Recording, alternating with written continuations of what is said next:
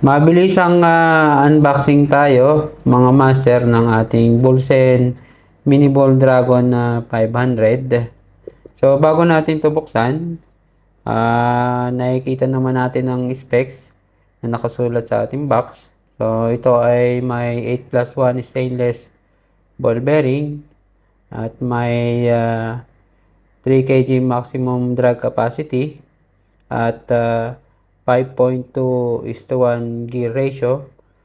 Ito ay lightweight na din, approximately 160 gram.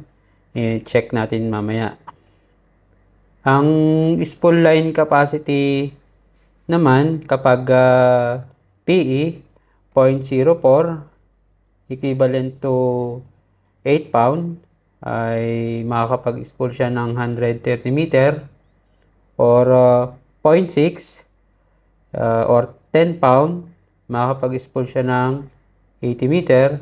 At kapag nylon naman 0.1 mm approximately para siyang 2 pound makakapag-spool siya ng 130 meter. At kung 0.128 mm around 3 pound approximately makapag-spool siya ng 80 meter. So yun, buksan na natin ang ating box para makita natin kung anong nasa loob. Yun, meron siyang protected foam, ang ating reel, ang ating reel handle at reel manual. Meron din siyang 4 washer spare. So tabi lang muna natin. Tanggalin na natin sa plastic.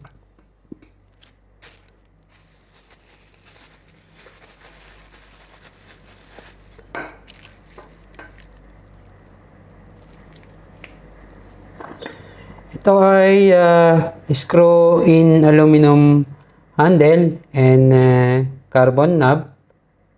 At itong reel natin ay left and right handed reel. So kung ikaw ay left handed, screw in lang natin yung ating handle. So yun, pwede na sa left handed.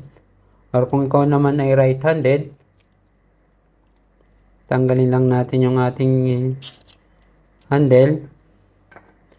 Tanggalin natin yung cap. Lipat natin sa kabila.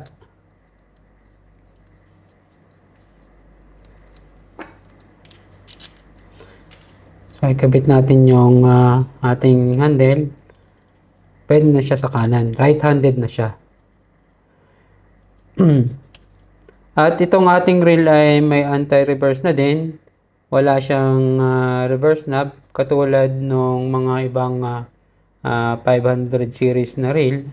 Meron silang knob sa bandang ilalim dito sa part na to. So itong mini ball wala siyang reverse knob.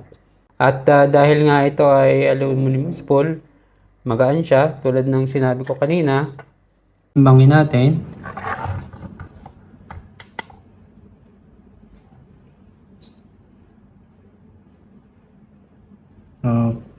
0.00 gram.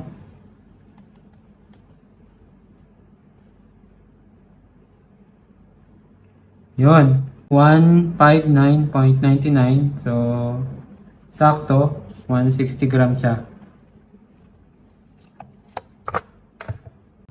So, kung kayo ay may balak bumili ng reel na ito, katulad ng reel na ito, so, sana ay may konti kayong nakuhang impormasyon bago kayo mag-decide bumili ng katulad ng reel na ito.